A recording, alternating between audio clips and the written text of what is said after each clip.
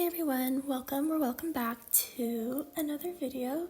I cannot believe we're halfway through 2025. That's insane to me. And since we've last talked on the June video, I have been a month into my internship and it's been really great in the city.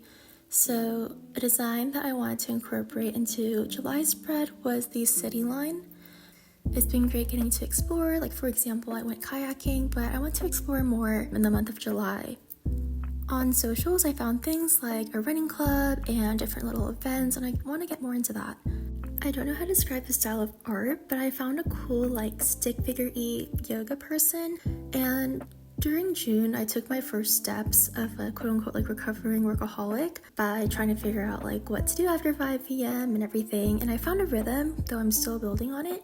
I've been able to experience joy in other activities, and that was good for me to experience because I really enjoy work. Like genuinely, I enjoyed my previous lifestyle, but I don't believe it's what I'm called to do, and I don't believe it's all there is to life.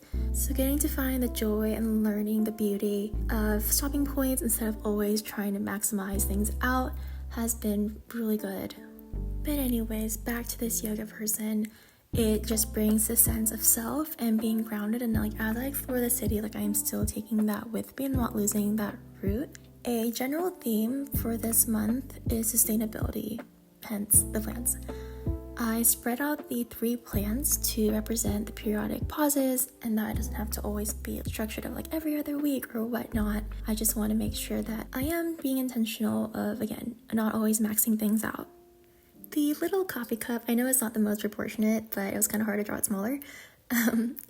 I love my little morning routine at work, like grabbing my coffee and just settling in. And a quote that I saw recently was, "My good mood is sponsored by coffee." And though I'm not reliant on coffee like that, it really does bring such a nice warm happy for just being a little cup of coffee. And so to me, that's just like a way to have a little treat, and honestly, even a way of just having that consistent self-love. The cat in this drawing is like a buddy to my little yoga human. It's a buddy, but a different species, and this is a parallel or analogy to my relationships. So my friend here, we bond over doing things together, but just there's not that much like following a person, rather we are focused on this event and sharing a chapter of life together and just letting those intersections of our paths happen with a little coordination here and there, rather than creating these intersections of our path like my main friends in college and I would do. With our skyline comes the sunset, and sunsets have always been a beautiful, beautiful thing that I just really love in life.